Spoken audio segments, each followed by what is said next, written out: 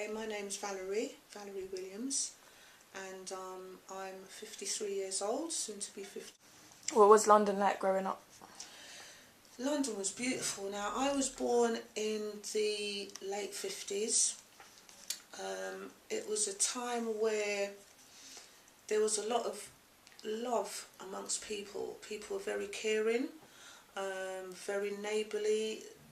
The area and the residential side of it, everyone looked out for each other. You could, I've been told stories by my mother. My mother came here in like 1954, and you get the stories that you could leave. I was left outside the house on a sunny day in the pram. Doors are open. Nobody would even think of, coming, either abducting me, which these days you've got to be very, very careful with, especially with children. And your house wouldn't get robbed, which, when you look at the way life is now, oh my God, it's so, the amount of houses that I've seen that have actually got alarms on the outside of their houses, where back in the day, that would never, ever, people wouldn't, you'd have your alarms in shops, not on your homes. There was quite a bit of racism. I remember being about 5-6 years old, and my father running in the house, sweating. He was sweating, really scared, him and 2 other friends. They'd gone out. We lived in Paddington, sort of Harrow Road area. They'd gone out to meet with some friends, play some dominoes, have a little drink. Because back in the day, a lot of West Indians, they used to meet at each other's houses because they didn't know a lot of people, so they'd meet up, have a drink, play cards or dominoes or whatever. They were coming home. It wasn't even really late, about 11 o'clock at night, and literally got chased along Harrow Road, Elgin Avenue by about 20 skinheads shouting racist abuse, racism, like things like nigger, wog, stuff like that, which was, as a 5 and 6 year old, I found that very scary, because in school up until that time, I'd never experienced what they call racism. I'd never experienced the word nigger and wog. And I remember asking my dad, what's a nigger? And he said, oh, it's a term, it's a word that they call black people. And it was very hard for him to even explain the actual name, or wog. And then I said, oh, is it like the gollywog? Because back then we had like Robinson's jam, which those of you that are old enough will know what I'm talking about. And on the front of the label there was like a gollywog, which was like a soft toy, but it was black, and back in the day, white people referred to us as gollywog because of our hair being natural, the toughness of our hair if it's not relaxed or kept. So that was really, really scary. But then, in saying that, at school, I had, primary school was good. I never experienced racism at school. I think back then, as youngsters, we never really...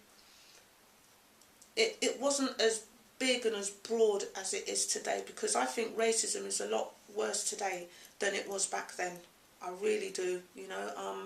I've heard things like, oh, these Eastern Europeans, these da-da-da. I suppose in a way it's kind of what a lot of black people sort of went through.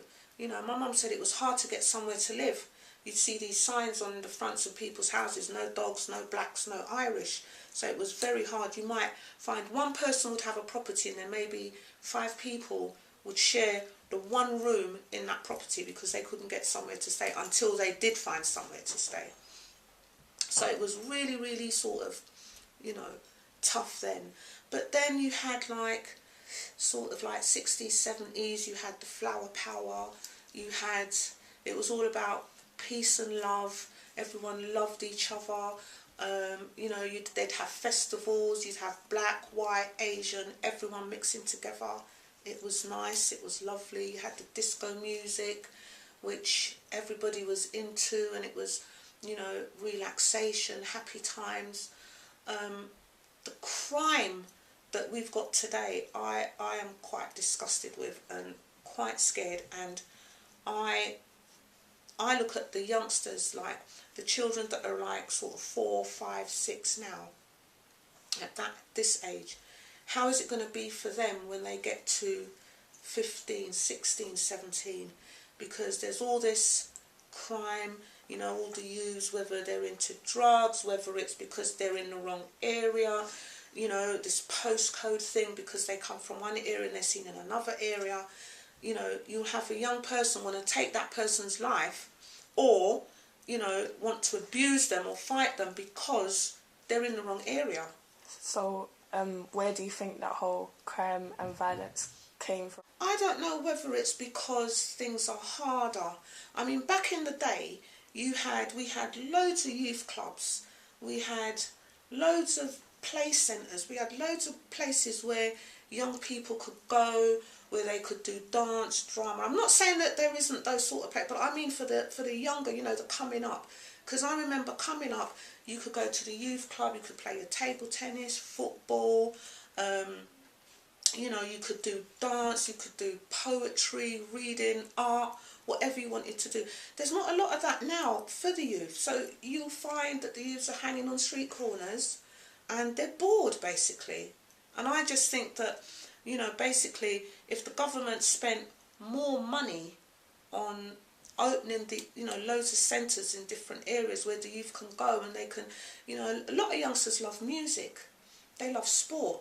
So you could have these centres set up where they could go, learn how to write a song, learn how to, when you go into a studio, learn how it's done from start to finish, from doing the producing, from laying down the music, from putting the lyrics on it, and it would keep them stimulated. Right now, there's nothing out there to really hold their attention. So I feel that that's, you know, there's a lot of different avenues that I think the government, back in the day, the government done well because they helped the young people.